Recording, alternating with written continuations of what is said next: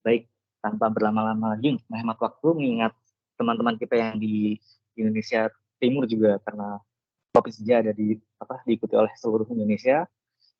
Mari kita memulai rangkaian menu pertama pada Kopi Senja hari ini.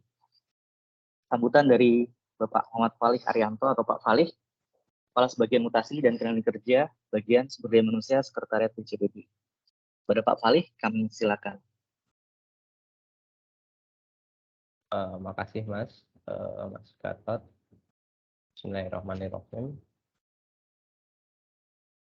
Yang kami hormati Bapak Ibu pejabat eselon 2 atau yang mewakili rekan-rekan serta kegiatan Kopi Senja ya, episode keempat. Assalamualaikum warahmatullahi wabarakatuh. Selamat pagi dan salam sehat untuk kita semua. Izin Bapak Ibu, pagi ini kami berkolaborasi dengan pengelola kinerja organisasi ya, menyelenggarakan Kopi Senja yang membahas mungkin substansi ataupun isu ya yang saat ini sedang berkembang terkait SE 17, petunjuk pelaksanaan dari KMK 300 tahun 2022. Nah, mungkin bisa di-share Mas slide-nya.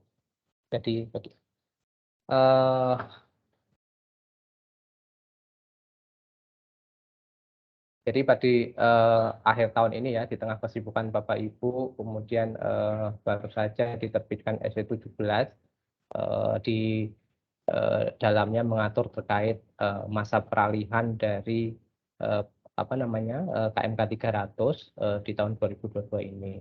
Seperti yang kita tahu ya, dari PP 30 2019 di tahun lalu juga sudah terbit Permen-PAN 8 ya tahun 2021 terkait perubahan manajemen kinerja pegawai. Nah, Permen-PAN 8 terkait manajemen kinerja pegawai ini baru saja diterapkan, namun di tengah jalan sudah berubah lagi dengan adanya Permen-PAN 6 tahun 2022 sehingga terjadi perubahan. Kalau tahun lalu di masa transisi kita membuat 2 SKP ya, SKP semester 1 di tahun 2021 dan SKP semester 2 di tahun 2021. Itu kemudian ada SKP integrasi.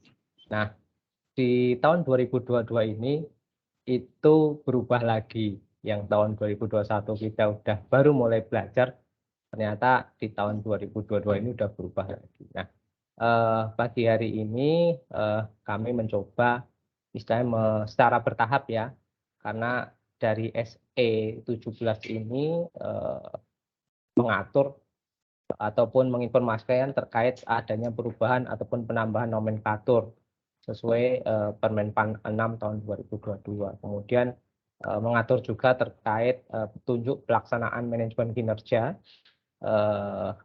di Permen-PAN 6 dan di KMK 300. Nah, ini yang tahapan paling dekat adalah masa peralihan terkait manajemen kinerja. Nah, pagi hari ini kita fokus ke peralihan dari KMK 467 ke KMK 300. Kemudian di SE tersebut juga mengatur terkait dokumen-dokumen yang diperlukan dalam manajemen kinerja sesuai format yang ditetapkan dalam Permen 46 tahun 2022. Nah, tadi saya sampaikan juga terkait latar belakang ya. Yang pertama perubahan ya dari PP 46 tahun 2011 ke PP 30 2019 yang sudah diterapkan di tahun 2021 tadi. Kemudian perubahan juga terkait penilaian perilaku. Kalau Bapak Ibu sebelumnya melakukan penilaian perilaku dengan mengurutkan anchor behavior ya atau perilaku kunci dari evaluasi. Nah, sekarang lebih mudah, tidak mengurutkan lagi, namun memberikan nilai ataupun angka sesuai perilaku-perilaku nilai-nilai Kementerian Keuangan ataupun nilai-nilai ASN berakhlak. Jadi lebih sedikit indikator yang digunakan hanya 6. Bapak Ibu memberikan nilai, kemudian nanti memberikan feedback dari nilai perilaku dari masing-masing evaluasi. Kemudian terkait dokumen ini sesuai dengan Surat Edaran BKN nomor 19 tahun 2022 terkait pemenuhan dokumen untuk kenaikan pangkat, mempersyaratkan format dokumen yang diatur sebagaimana telah ditetapkan di Permenpan 6 tahun 2022. Nah, sehingga diterbitkan adanya SE 17 tahun 2022 ini. Lanjut, Mas. Nah, dari siklus manajemen kinerja ya, tentunya dari perencanaan, kemudian pelaksanaan dan evaluasi. Nah, yang berubah sekarang adalah nomenklaturnya berubah. Jadi sekarang istilahnya hasil kerja itu ada yang utama dan tambahan. Kemudian ada perilaku kerja. Nah, perilaku kerja yang terbaru adalah terkait ekspektasi pimpinan. Yang hasil kerja ini yang utama itu biasanya dari IKI Bapak Ibu. Dulu IKU, sekarang namanya IKI, indikator kinerja individu, itu masuk ke komponen hasil kerja utama. Kemudian ada hasil kerja tambahan. Hasil kerja tambahan ini terkait spot team. Kalau Bapak Ibu mengikuti spot team, kemudian inovasi apabila memiliki inovasi, kemudian penugasan-penugasan strategis lain di luar tusi yang Bapak Ibu laksanakan selama ini dan belum tercantum di dalam IKU ataupun IKI, itu bisa dimasukkan ke dalam hasil kerja tambahan. Dan perilaku kerja ini tadi yang telah saya sampaikan ya, ada perubahan mekanisme dalam penilaian perilaku kerja. Kemudian menyusun trajektori ataupun rencana IKI ya.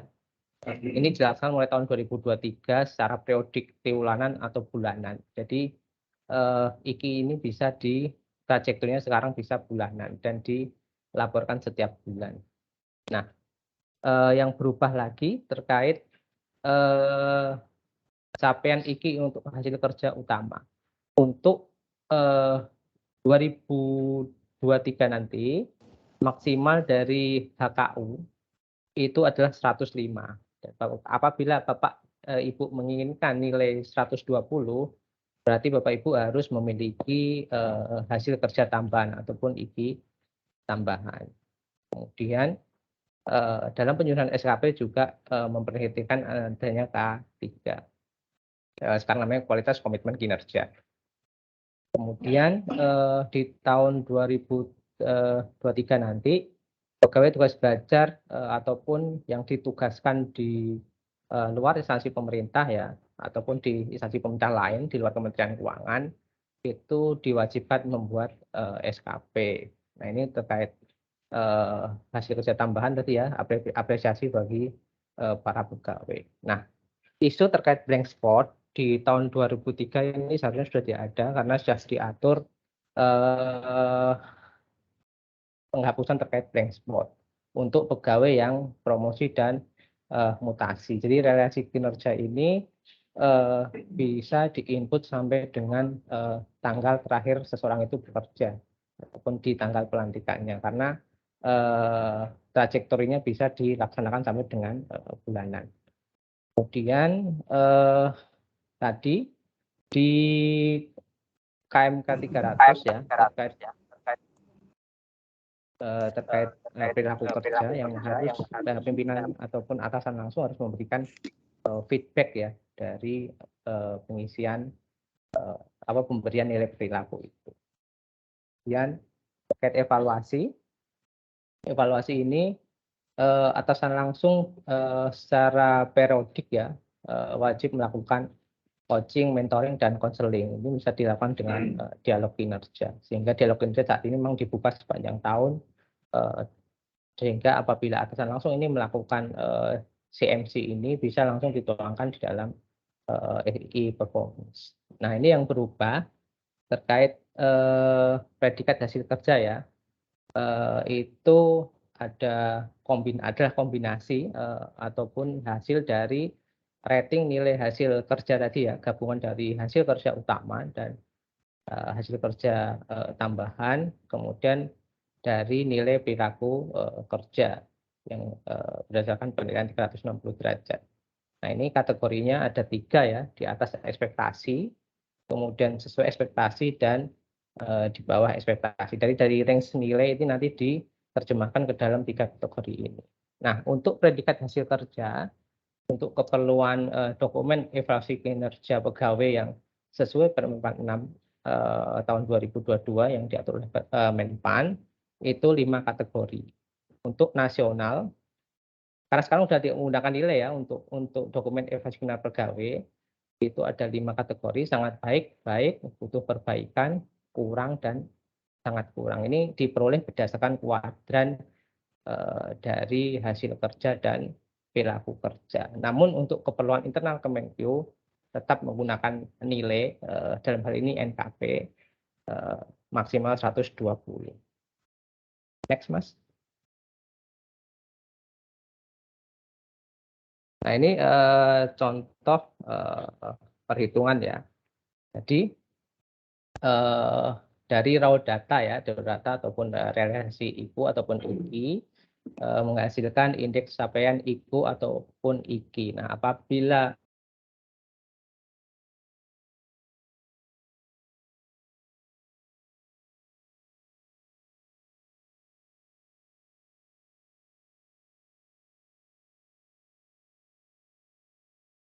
Sepertinya sedang cek, ada gangguan, Pak oke, Al.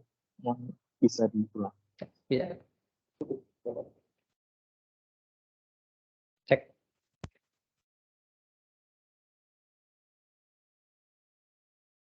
Bisa setengah, oke. Apabila Bapak Ibu adalah pimpinan unit kerja, itu akan memperhatikan adanya NKO dalam perhitungan nilai kinerjanya. Kemudian ada nilai K3 juga. Nah, ini maksimal 105 untuk tahun 2003. Tapi untuk pelaksanaan di masa peralihan ini, nilainya masih dibuka sampai dengan 120.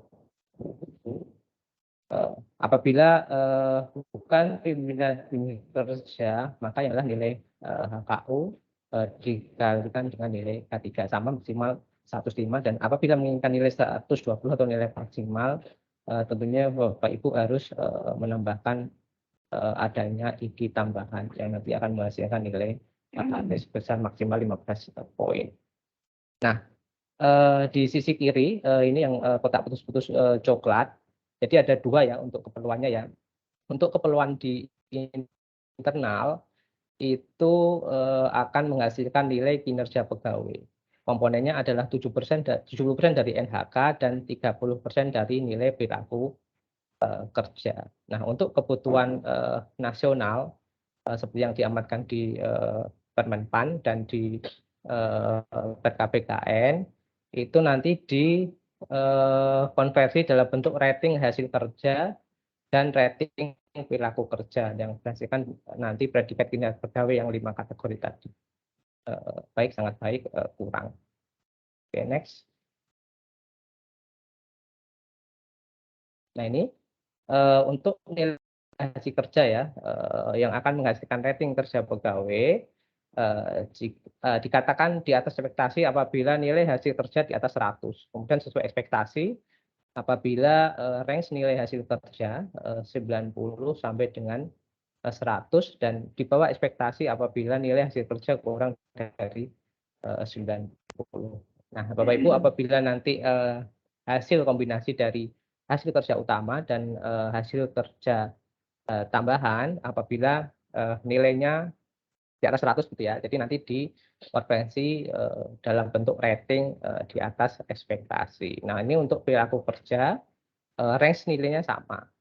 Jadi apabila Bapak Ibu memberikan nilai di atas 100, nanti akan dikonversi ke dalam rating per aspek perilaku kerja di atas ekspektasi. Next. Nah, ini kuadran yang digunakan dalam dokumen evaluasi kinerja tadi yang untuk kebutuhan nasional ya sesuai Permenpan nomor 6. Nah, ini kuadran ini diperoleh dari kombinasi dari hasil kerja dan perilaku. Nah, predikatnya yang tadi ada 5 sangat baik, baik, butuh perbaikan, kurang, dan sangat kurang. Nah, apabila Bapak Ibu misalkan mempunyai perilaku di atas ekspektasi dan hasil kerja di atas ekspektasi ya, dalam hal ini di atas 100, otomatis nanti predikat hasil kerjanya adalah sangat baik. Next. Nah, ini terkait balik Mas. Terkait jadwal ya, memang jadwalnya cukup padat. Di masa peralihan ini informasi dari Biro SDM adalah fokus untuk penetapan ulang SKP terlebih dahulu yang tenggatnya sampai dengan tanggal 31 Desember 2022. Nah, Ibu memang saat ini karena di tentunya akan berdampak ke performa dari aplikasi. Mohon memang update informasi ini berkembang ya setiap saat. Semoga tahapan-tahapan ini bisa dilaksanakan sesuai yang telah ditetapkan. Mungkin itu Mas moderator dari saya. Selanjutnya mungkin nanti bisa dilanjutkan terkait pemaparan pelaksanaan di masa transisi di KMK 300 ini. Sekian dari saya sampaikan terima kasih. Assalamualaikum warahmatullahi wabarakatuh. Waalaikumsalam warahmatullahi wabarakatuh. Baik, terima kasih kami ucapkan kepada Pak Fali atas paparan singkatnya mengenai apa sih yang terjadi di akhir tahun ini terkait dengan penguatan kinerja, khususnya penguatan kinerja pegawai. Baik, mungkin sebelum paparan selanjutnya kami ingatkan kembali untuk bagi Bapak Ibu untuk dapat mengikuti acara sampai selesai karena di akhir acara nanti akan dilakukan pengundian door prize kopi senja bagi peserta yang beruntung. Kemudian bagi yang memiliki pertanyaan dapat mengisi Slido pada tab bio kopi senja maupun nanti ketika akan dibuka sesi tanya jawab. Dan yang terakhir, jangan lupa untuk mengisi presensi yang telah disediakan di tab bio. Tanpa berlama-lama lagi mungkin bisa dilanjutkan paparan dari Mas Anu atau Mbak Ulfa, Pak Fali.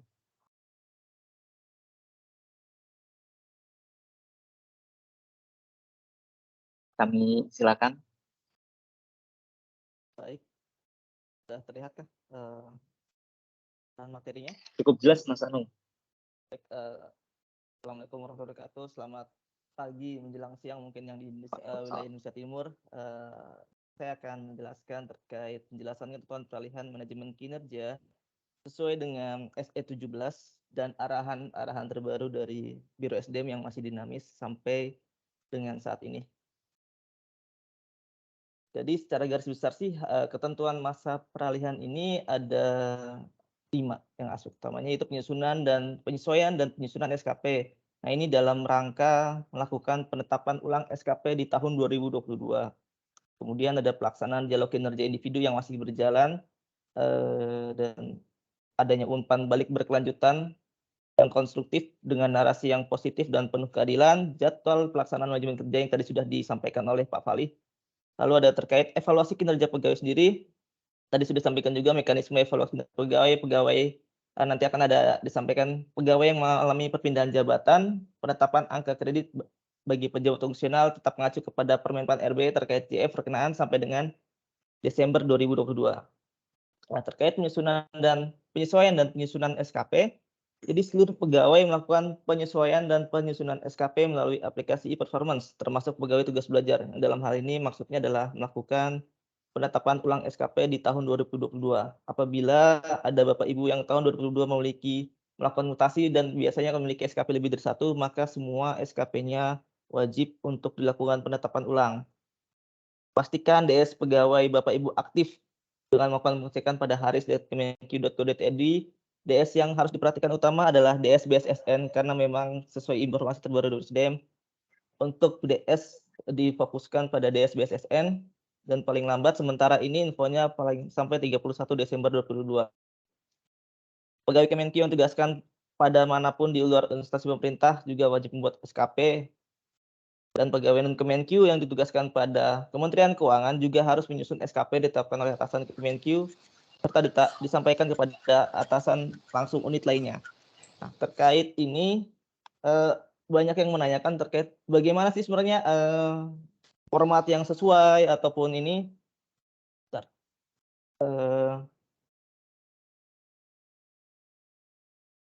Ntar saya share yang lain. Maaf.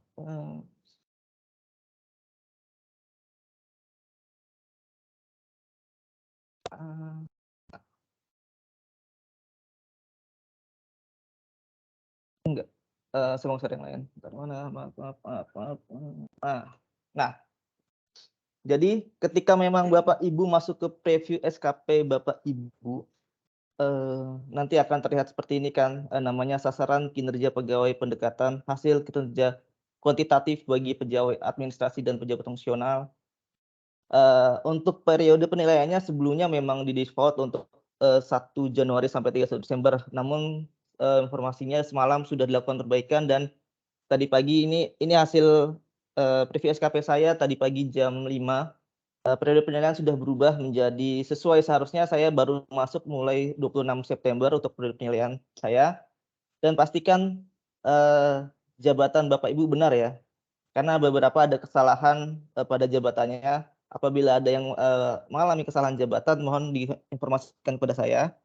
Lalu kemudian untuk unit kerja, sementara di default bahwa unit kerja adalah sampai pada level eselon 2. Jadi pada yang ada di KPPN, biasanya langsung menanyakan ini kok unit kerjanya langsung kanwilnya, tidak KPPN. Ya memang sementara itu informasi dari Biro SDM bahwa untuk unit kerja pada sampai level eselon 2. Jadi kalau misalnya unit kerjanya masih level eselon 2 yang sesuai, tidak masalah, kecuali memang unit level eselon 2-nya berbeda ya, agar disampaikan kepada saya. Lalu untuk pejabat penilai kinerja, untuk itu pastikan datanya adalah pejabat kondisi saat ini, atasan langsung saat ini. Pada SKP lama pun, apabila melihat mungkin dia jabatan saya kan dulunya di Aceh, atasan saya dulu Kasubag Kepegawaian Aceh. Nah kemudian nanti di SKP-nya pun akan pejabat nilai kinerjanya akan menjadi atasan saya langsung sekarang untuk semua SKP. Karena memang itu default dari aplikasi. Sehingga memang atasan yang sekarang bisa melakukan penetapan ulang kembali untuk seluruh SKP pada tahun 2002. Sehingga tidak perlu harus atasan lama untuk khawatir terkait hal tersebut. Jadi memang hanya tinggal ditetapkan atasan langsung yang sekarang. Nah, kemudian terkait rencana hasil kerja pimpinan yang diintervensi ini seperti sama formatnya dan rencana hasil kerja, yaitu adalah sasaran strategis yang Bapak Ibu isi di pada SKP awal tahun gitu. Jadi memang kita seragamkan untuk pengisian ini adalah sasaran strategis dari atasan kita yang memiliki peta sehingga agak lebih mudah dan penyeragamannya. Dan kemudian untuk aspek, jadi kemarin banyak kendala bahwa ketika preview SKP itu ada aspek dan target yang kosong. Nah, aspek yang kosong akhirnya memang diperbaiki, namun ketika perbaikan memang hasilnya di default menjadi kuantitas. Jadi Bapak Ibu yang merasa bahwa aspeknya tadinya saya mengisi kuantitas dan kualitas, tapi hanya jadi kuantitas, tidak apa-apa Bapak Ibu, karena memang itu default replikasi akibat perubahannya format dan sistem. Kemudian untuk target yang kemarin targetnya kosong itu karena di kuartal keempat IKI tersebut tidak memiliki target sehingga memang kemudian akhirnya menjadi kosong. Untuk sementara nanti coba dicek kembali apakah sudah ada atau enggak. Seharusnya informasi terakhir ini targetnya sudah muncul. Jadi seperti itu.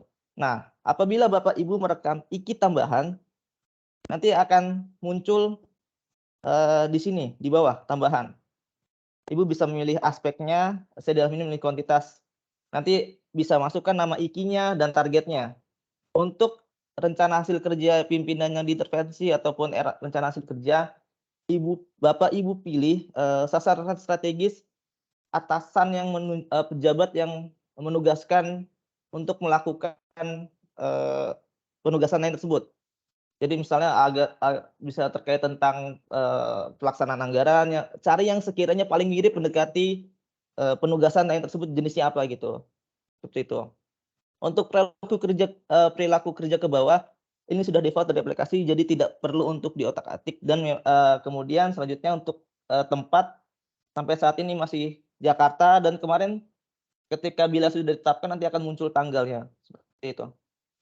Ini adalah untuk format SKP. Nah, kemudian adalah di bawahnya lagi ada format SKP. Nah, ini masih mengalami kesalahan.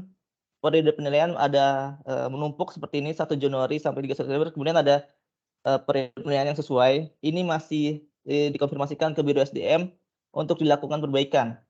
Jadi sampai saat ini saran saya kalau misalnya memang itu harap penunggu sampai perbaikan untuk periode penilaian lampiran SKP selesai diperbaiki. Jadi jangan lakukan penetapan penyesuaian perubahan apapun bila memang tidak diperlukan. Kecuali memang Bapak Ibu merasa bahwa ketika awal dulu mengisi targetnya salah, maka harap dikoordinasikan dengan pengelola kinerja di unit masing-masing. Seperti itu.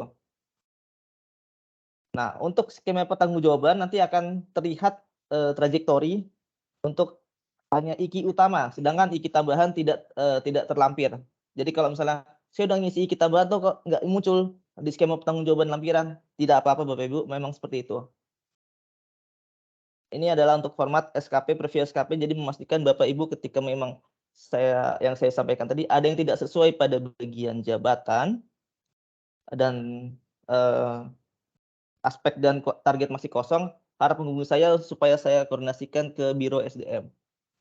Baik, ini untuk review penetapan ulang SKP tahun 2022.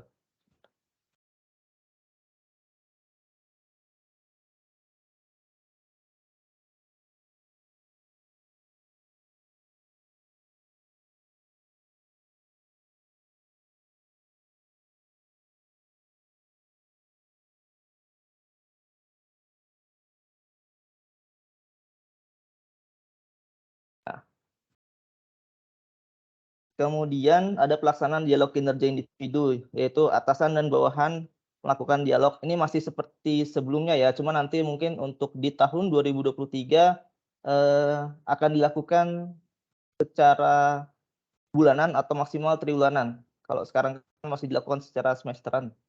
Jadi bawahan mengisi rencana aksi pada kolom uraian rencana aksi, mengisi capaian trajektori, dan atasan langsungnya mengevaluasi pelaksanaan rencana aksi seperti ini.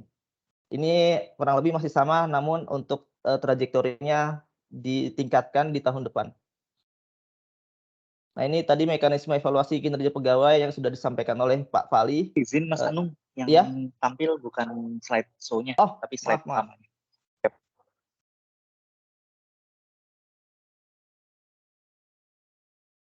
Oh, belum saya tahu ya, Pak.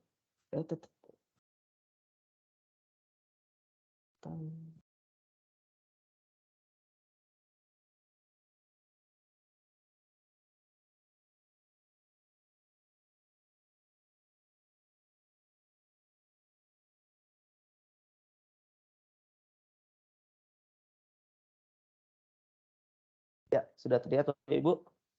Siap, aman, sudah. Kemudian tadi yang sudah disampaikan oleh Pak Fali ada mekanisme evaluasi kinerja pegawai yang tadi NKP yang terdiri dari NHK 70% dan NPK 30%, yang mana NHK terdiri dari HKU dan HKT. Nah, untuk tahun 2022 ini untuk nilai HKU maksimal masih di set 120. Jadi seandainya Bapak Ibu tidak memiliki HKT, tidak perlu khawatir karena memang bila capaian dari HKU IKU utama saja sudah tercapai semua, maka akan menjadi 120. Seperti itu. Nilai tersebut juga sudah dikalikan dengan K3 ya. Nah, tapi untuk tahun depan nilai maksimal adalah 105. Jadi untuk menggenapkan sampai 120, Bapak Ibu memerlukan HKT. Nah, ini adalah bobot tambahan nilai untuk HKT. Jadi HKT kan terdiri dari inovasi, squad team, dan penugasan lain.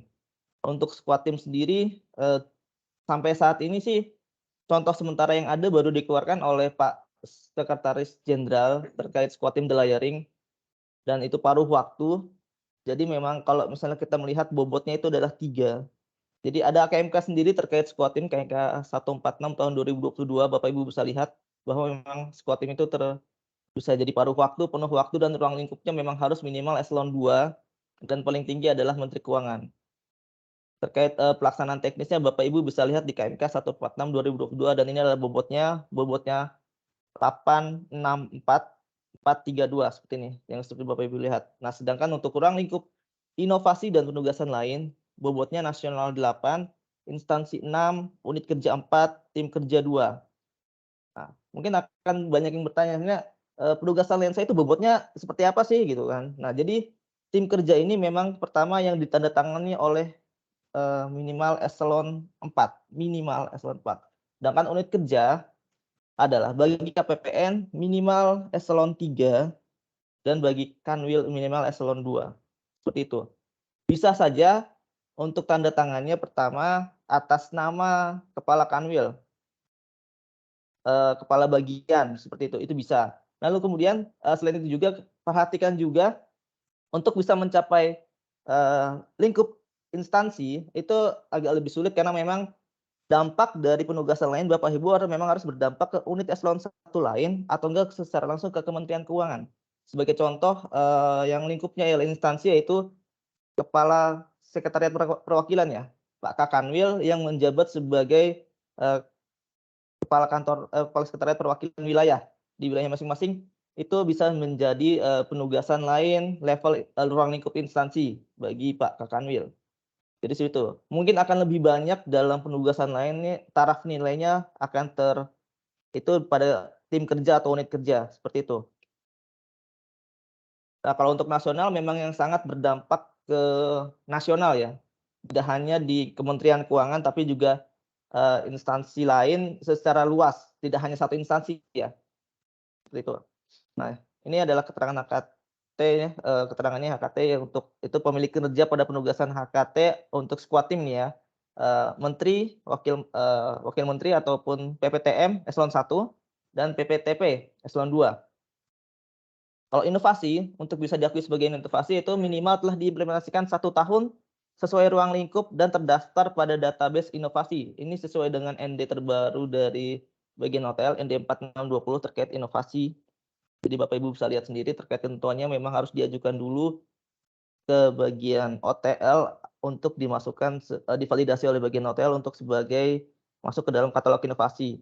Ketika memang sudah masuk ke dalam katalog inovasi, screenshot bagian inovasi Bapak Ibu di katalog inovasi tersebut dan dapat diakui sebagai HKT inovasi. Nah, untuk penugasan lain ini belum ada ketentuan lebih lanjut yang mengatur, masih sebatas di KMK 300 dan ini merupakan penugasan yang dapat menghasilkan output bersifat strategis bagi organisasi, memiliki tingkat risiko kerja yang tinggi atau tata cara kolaboratif lintas unit yang dapat digunakan untuk pemecahan masalah, perbaikan kebijakan, metode dan proses kerja serta optimalisasi pengelolaan keuangan negara berdasarkan pertimbangan dari pimpinan UPK dengan kriteria penugasan yang diberikan terkait dengan tugas atau fungsi unit selain atau di luar unit organisasi definitif pegawai, kecuali bagi pegawai tugas belajar. Contohnya, saya pengelola kinerja, saya memiliki SK tim pengelola kinerja, nama saya terdaftar, itu tidak bisa saya masukkan sebagai IKI tambahan karena itu memang tugas definitif saya di unit eselon 4. Nah, kecuali beda misalnya dengan di subak lain, yang menjadi PSI pengelola organisasi itu dapat dimasukkan sebagai IKI tambahan apabila memang mereka memiliki SK, ST atau ND yang menerangkan bahwa mereka menjalankan tugas tersebut. Jadi misalnya kayak SK pengelola kinerja bagi subak PK atau subak umum seharusnya tidak bisa dijadikan IKI tambahan karena memang itu adalah tugas definitif dari di unit eselon 4 tersebut. Kayak misalnya SK tim kehumasan. Nah, ini bagi Subbaklip tentu tidak bisa karena itu memang adalah IKU utama mereka, seperti itu. Sehingga memang pastikan ini adalah penugasan di luar unit fungsi organisasi definitif pegawai, kecuali bagi tugas belajar. Karena tugas belajar memang kan tupoksi yang dijalani adalah sedang menjalankan pendidikan. Jadi memang bila dia diberikan penugasan sesuai dengan asal dia, misalnya dia subak kepegawaian, dia diminta membuat laporan kepegawaian ketika dia sedang tugas belajar, itu bisa dijadikan sebagai IKI tambahan bagi pegawai tugas belajar tersebut. Lalu kemudian yang kedua, di luar IKI pada HKU. Jadi jangan sampai ketika memang sudah masuk IKI pada hasil kerja utama, dimasukkan lagi sebagai IKI tambahan. Dan disesuaikan dengan kapasitas pegawai. Jadi memang jangan sampai cuma asal menaruh nama, asal ada IKI, tapi memang sebenarnya tidak ada impact yang diberikan atau memang tidak sesuai dengan kompetensi pegawai tersebut. Sehingga memang penugasan lain ini dipastikan memang layak untuk diberikan kepada pegawai tersebut. Ini ada mekanisme pelaksanaan inovasi.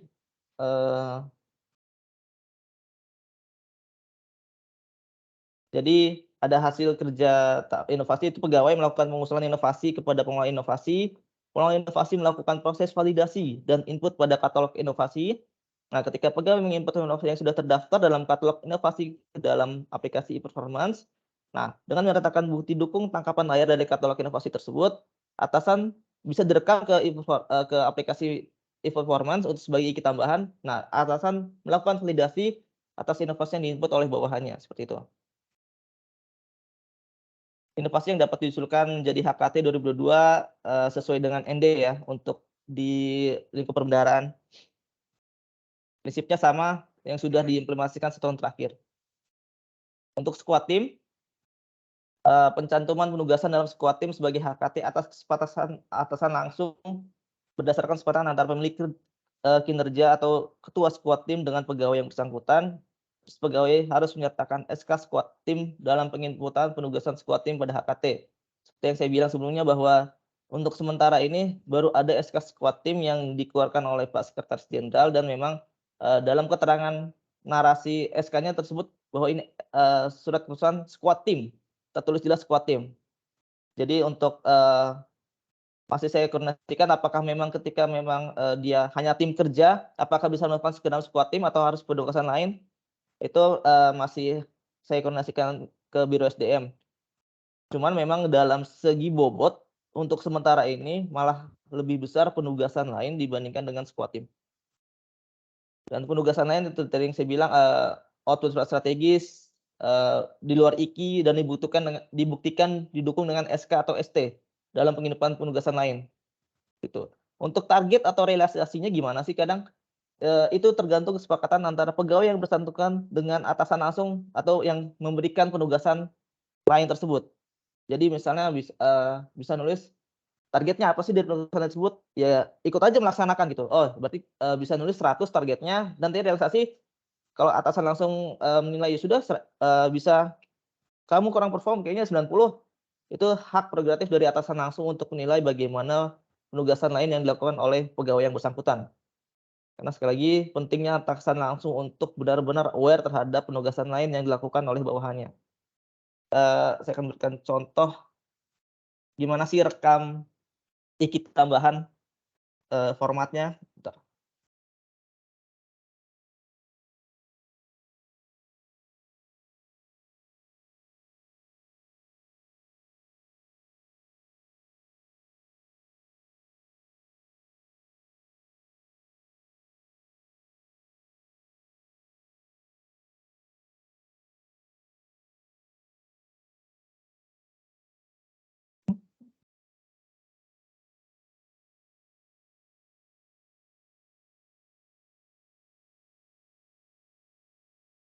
Nah, sudah terlihat Bapak Ibu. Jadi ketika kita memilih IKI tambahan, terus IKI tambahan nanti akan muncul seperti ini kan. Bapak Ibu bisa masukkan nama indikator kinerja tambahan sesuai dengan penugasan yang Bapak Ibu lakukan.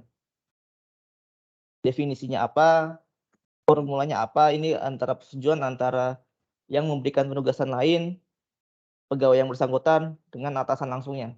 Sehingga bisa dicapai berapa sih target yang diharapkan, apakah nilai, persentase, jumlah peserta, ini tergantung daripada kesepakatan antara pegawai yang bersangkutan, yang memberikan penugasan lain, serta atasan langsung. Nah, untuk lingkup penugasan seperti yang sudah dijelaskan tadi, ada tim kerja, unit kerja, instansi, dan nasional. Jenis penugasan ini squad team, inovasi, dan penugasan lain. Kalau lingkup penugasannya yang tadi. Nah, bukti nomor SK. Jadi ini ya untuk memastikan bahwa memang sudah ada dokumen yang dikeluarkan untuk sebagai dasar penugasan, sebagai dasar HKT. Tentang apa penugasan yang tersebut, peran Bapak Ibu di situ sebagai apa? Anggota kah? Tim kah? Anggota tim kah? Ketua? Notulen atau apa? Harus Bapak Ibu tuliskan. Tata ukurannya. Kalau mau nilai, persentase, jumlah peserta. Ini adalah kesepakatan antara Bapak Ibu, atasan langsungnya dan yang memberikan penugasan.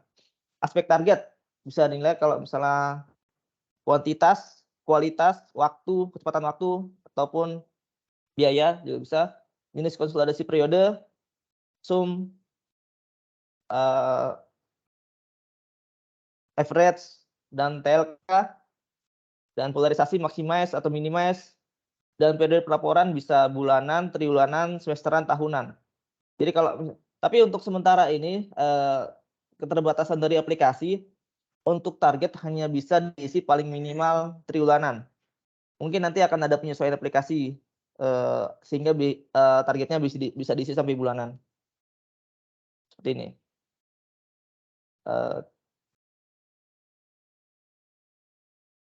Terlihat ini contoh IKI tambahan yang saya masukkan. Saya melakukan pemantauan pelaksanaan FGD. Ada ST dari Pak Setijen. Definisinya saya definisikan seperti ini.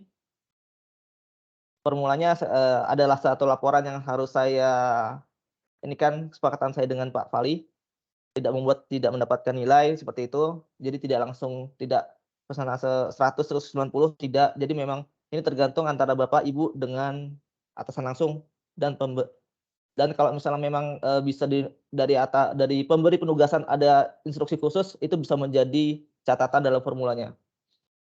Ini jenisnya penugasan lain, lingkupnya unit kerja.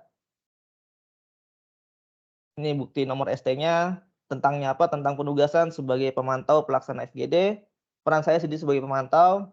Saya buat satuan pengukuran nilai, aspeknya kuantitas, jenis konsolidasinya TLK, maximize, triwulanan. Karena memang sekali lagi untuk periode pelaporannya walaupun disediakan bulanan, tapi untuk usia target masih batas triwulan. Untuk rencana hasil kerja pimpinan intervensi, saya memilih SS yang paling dekat atau sesuai dengan yang ada di Pak Ses. Jadi saya memilih penguatan tata kelola dan budaya kerja Kemenkyu 1 dalam ekosistem kolaboratif. Jadi Bapak Ibu pilih saja SS yang paling dekati sesuai dengan karakteristik dari penugasan yang diberikan.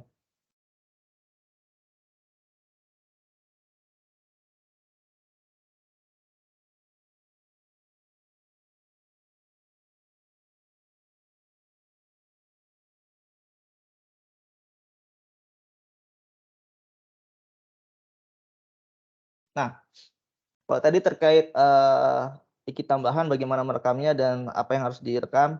Sekarang kemudian lanjut lagi ke perilaku kinerja. Ini sekarang yang sudah bagi Bapak Ibu yang belum melakukan mungkin sekarang lebih sederhana saya pakai yang dulu banget. Jadi kita hanya menilai dari 0 sampai 120 ada 6 aspek penilaian. Jadi kalau Bapak Ibu merasa memang performa dari yang Bapak Ibu nilai itu sesuai, bisa diberikan nilai lebih dari 100. Bila memang belum perform dengan baik, ya Bapak Ibu bisa memberikan 90 sampai 100. Atau memang sangat buruk bagi Bapak Ibu rasa bisa memberikan di bawah 90. Seperti itu Bapak Ibu. Dan Bapak Ibu bisa memberikan umpan balik berkelanjutan. Jadi ada narasi. Kalau misalnya Bapak Ibu tahun ini tidak mengisi, akan disesuaikan dengan default template dari aplikasi. Seperti ini contohnya ketika Bapak Ibu nanti akan mengisi, ada panduannya. Nanti Bapak Ibu mengisi nilai dari 0 sampai 120. Dan bila Bapak Ibu berkenan memberikan catatan penilaian, misalnya perbaiki tingkahnya atau enggak lebih pertahankan lagi, ya, seperti itu. Nah, ini terkait pilihan perilaku kerja juga memastikan kebenaran data SDM pada aplikasi Haris. Bagi pegawai yang menjabat sebagai PLT, tambahkan role PLT pada aplikasi Haris. Terus bagi tugas belajar dan CPNS hanya dinilai oleh atasan langsung. Tugas belajar dan CPNS tidak bisa menilai. dan tugas belajar dan CPNS bisa mengajukan evaluator tanpa memilih evaluator. Pejabat fungsional dan fungsi supervisi dievaluasi oleh 5 evaluator, 1 atasan dan 4 peers. Untuk pejabat struktural dievaluasi oleh 5 evaluator yaitu 1 atasan, 2 peers dan 2 bawahan. Kecuali bagi pimpinan unit vertikal yaitu kepala KPPN dan eselon 2. Untuk tahun ini ya, untuk tahun ini masih seperti itu yaitu 1 atasan dan 4 bawahan. Kalau untuk tahun depan mungkin bila aplikasinya sudah stabil, hanya kepala kanwil yang tidak memiliki peers sesuai dengan KMK. Gitu. Kemudian pelaksana dievaluasi oleh 5 evaluator, yaitu atasan dan 4 peers. Nah, apabila peer kurang dari ketentuan evaluator, maka disesuaikan dengan yang bersedia dengan ketentuan. Bagi pejabat pengawas, jika peers kurang dari 2, atasan langsung bisa menunjuk peers lain dalam PK yang sama. Bagi pelaksana, jika peers kurang dari 4, atasan langsung bisa menunjuk peers lain dalam unit eselon 3 yang sama. Jika hanya ada 1 peer, evaluator yang ditetapkan 1 peers tersebut. Jika tidak ada peers tingkat, evaluasi tidak memiliki peers. Apabila bawahan kurang dari ketentuan jumlah evaluator, maka disesuaikan dengan yang tersedia. Ini FAQ penilaian perilaku kerja yang sering ditanyakan. Apakah CPNS bisa melakukan penilaian? CPNS hanya dinilai oleh atasan langsung. Dengan terlebih dahulu CPNS mengajukan evaluator kosongan ke atasan. CPNS tidak bisa melakukan penilaian baik ke peers maupun ke atasan langsung. Berapa jumlah evaluator kepala kanwil dan kepala KPN? 1 atasan dan 4 bawahan. Berapa jumlah evaluator pejabat fungsional? 1 atasan dan 4 peers. Jika peers kurang dari 4, bisa ditetapkan sesuai dengan yang ada. Bagaimana perlakuan penilaian perilaku bagi atasan dengan status PLT? Jabatan PLT bisa direkam ke aplikasi Haris dengan tidak input tanggal selesai pelaksanaan PLT yang menyebabkan status PLT tidak terbaca dalam sistem. Bagaimana penilaian perilaku bagi pejabat yang akan mutasi di awal tahun? Pejabat yang akan mutasi di awal tahun menyelesaikan seluruh pengelolaan kinerja unit lama dengan jabatan lama sebelum pejabat atau pegawai mutasi atau dilantik. Bagaimana penilaian perilaku bagi pegawai atau pejabat yang pensiun 1 Januari 2023?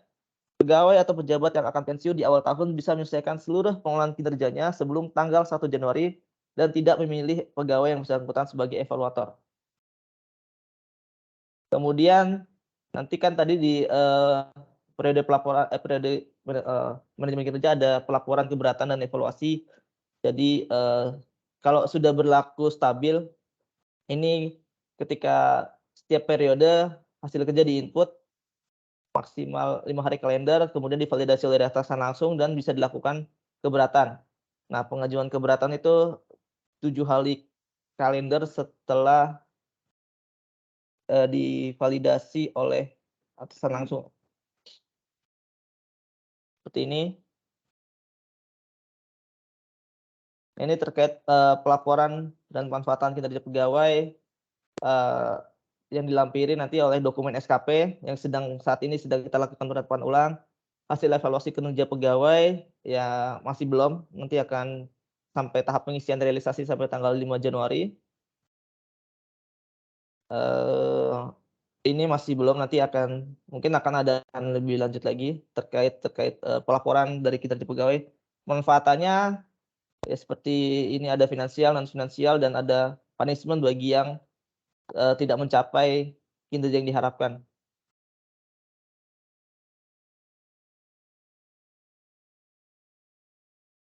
Ini mekanisme evaluasi kinerja pegawai yang mengalami pindahan jabatan dan bekerja kurang dari 75 hari kalender setiap triwulannya.